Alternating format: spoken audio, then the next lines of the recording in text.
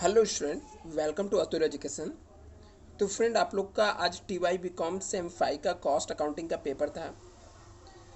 Cost accounting का A T K T का paper था। तो ए टी के टी के जो पेपर थे, इसके अंदर ऑब्जेक्टिव के क्वेश्चन के राइट आंसर क्या है, मैं आपको एक्सप्लेन करके बता देता हूँ कि कौन कौन से ऑब्जेक्टिव के राइट आंसर है। बहुत सारे स्टूडेंट का डिमांड आया, बहुत सारे लोगों का कमेंट भी आया, मैंने देखा। तो लास्ट में मैं आप अभी से जाकर मुझे टाइम मिला तो मैं आपको बता देता हूँ स्टूडेंट, आप लोग चेक कर सकते हो। ये जो पेपर आपका 26 अप्रैल को पेपर हुआ था, इसका ऑब्जेक्टिव क्वेश्चन है। तो आप लोग यदि लेट चेक करोगे तो देख लेना, ठीक है।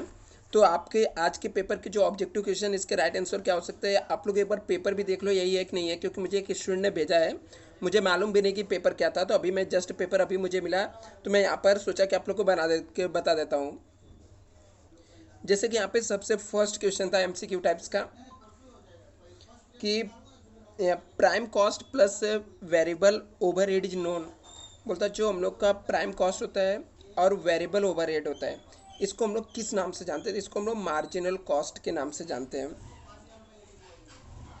आगे यहाँ पे लिखा है include in all the direct cost and all indirect cost. बोलता है जितने भी डायरेक्ट और इनडायरेक्ट कॉस्ट है उसके अंदर सबको बोलता है include all direct cost and all indirect cost.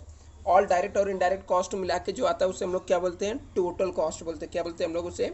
Total cost बोलते हैं। Perpetual inventory system involve. तो परपेचुअल इन्वेंट्री सिस्टम के अंदर क्या होता है हम लोग का, जिसके अंदर हम लोग इनवर्ड और आउटवर्ड इनवाइस हम लोग रिकॉर्ड करते हैं, ठीक है। परचेज सेल्स एक्चुअली में सब रिकॉर्ड करते हैं, तो उसको हम लोग बोलते हैं यहाँ पर perpetual inventory system.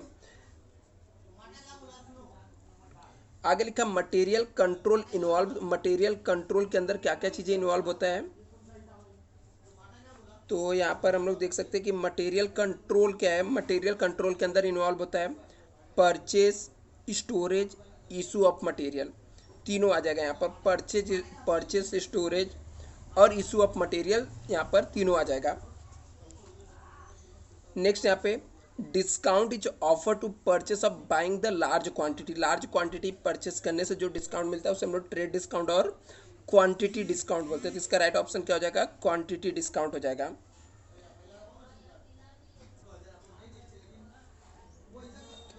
Next student यहाँ पे दिया कि time study is for. Time study किसके लिए रहता है? तो ये होता है fixation of standard time. Standard time को फिक्स करने के लिए। तो स्टूडेंट, यदि अभी तक आप लोगों ने चैनल को सब्सक्राइब नहीं किया तो चैनल को सब्सक्राइब कर लेना। और यदि आप लोग मेरे इंस्टाग्राम पेज को फॉलो करोगे तो बहुत अच्छा लगेगा। आप लोग जाके सर्च कर सकते हो इंस्टाग्राम पे, अतुल सर -1 करके है, तो आप लोग फॉलो कर सकते हो। कोई भी क्वेरी रहेगा तो आप लोग क्वेरी भी पूछ सकते हो, कोई भी डाउट रहेगा। और एक और भी आप लोग से रिक्वेस्ट है स्टूडेंट, आप लोग का 10 सेकेंड लूँगा, बट आई होप आप लोग को काफ़ी अच्छा रहेगा। यदि आपके कोई भी कांटेक्ट में कोई स्टूडेंट है, यदि वो SY BCom, SY BAP, SY BBI में है और TY में जाने वाला, तो उसके लिए आप रिकमेंड कर सकते हो क्लासेस के लिए। मेरे पास 9820827674 इस नंबर पे कांटेक्ट कर सकते हो, ठीक है। आप लोग को भी कुछ डाउट रहेगा तो मैसेज करना, प्लीज़ कॉल मत करना। और आप लोग रिकमेंड भी कर सकते हो स्टूडेंट। लास्ट में 4 है स्टूडेंट, ठीक है, 74। नेक्स्ट हम लोग देखते हैं नॉर्मल आइडल टाइम क्या होता है। तो नॉर्मल आइडल टाइम होता है कैन नॉट बी अवॉइडेड। जो नॉर्मल आइडल टाइम होता है उसको हम लोग अवॉइड नहीं कर सकते हैं। नेक्स्ट यहाँ पे लिखा है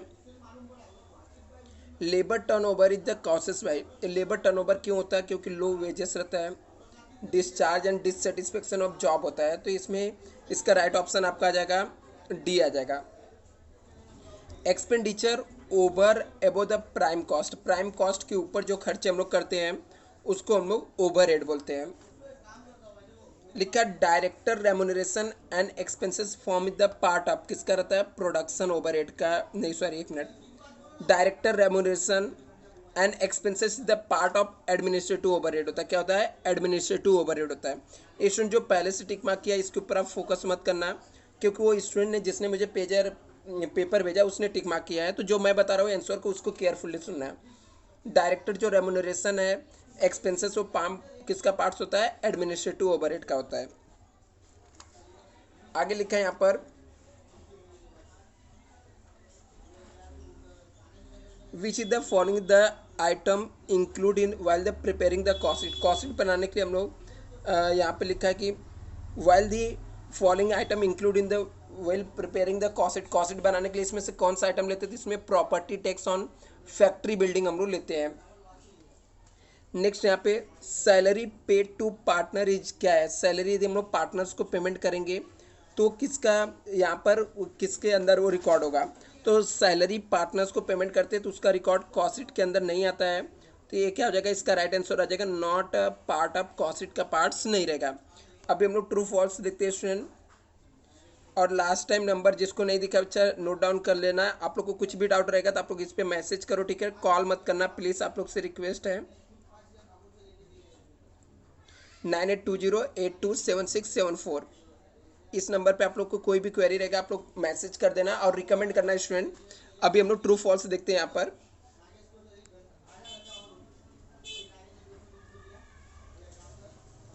क्वेश्चन नंबर 1 का बी है, ठीक है, लिखा है, sorry first question true false में क्या लिखा है, cost which have been the incurred in the past is known as the historical cost. ये स्टेटमेंट क्या ट्रू है, बोलता है ऐसा कॉस्ट जो पास्ट में हुआ रहता है उसको हम लोग हिस्टोरिकल कॉस्ट बोलते हैं, ट्रू है ये।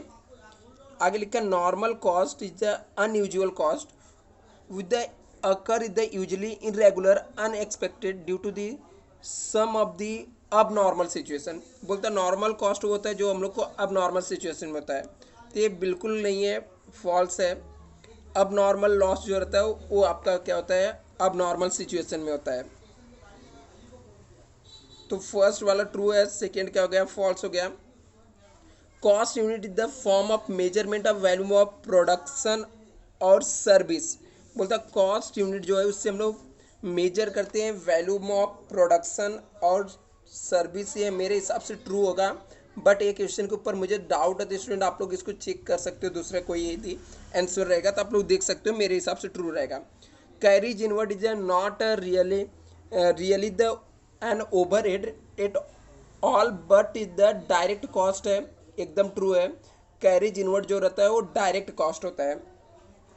Buffer stock is the material which is the held reserve to meet the sudden order और any contingency. A B statement क्या है, ट्रू है।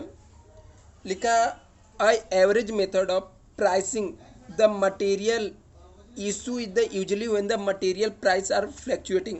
बोलता है एवरेज मेथड जो रहता है प्राइसिंग मटेरियल का इशू होता है यूजली व्हेन द मटेरियल का प्राइस क्या होता रहता है, फ्लैक्चुएट होते रहता है। तो ए भी ट्रू होना चाहिए मेरे हिसाब से। एक ये क्वेश्चन पे डाउट बच्चा है और एक मैं यहाँ पर जो डाउट था मैं आपको बता दिया, तो उसको यदि आपको कुछ रहेगा तो आप चेक कर सकते हो। आगे लिखा piece rate plan is the difference between efficient and efficient worker. Piece rate में पता चलता है कौन इफिशिएंट है कौन इनइफिशिएंट है, तो ए भी ट्रू है स्टेटमेंट यहाँ पर। Cost of sorry cost of storage is allocated on the basis of direct wages. ये स्टेटमेंट फॉल्स है। जो हम लोग का स्टोरेज का कॉस्ट है वेजेस के बेस पे नहीं जाएगा ये। डेप्रिसिएशन ऑन प्लांट, एक मिनट स्टूडेंट इतने का स्क्रीनशॉट लेना तो ले लो, मैं इसको हटा रहा हूँ। हाँ आगे क्या है, depreciation on plant and material, plant and machinery जब पार्ट ऑफ वर्क ओवरहेड है। बोलता है डेप्रिसिएशन जो रहता है वर्क ओवरहेड का पार्ट से, तो ट्रू है ये। Cost of storage space is a example of carrying cost, true है।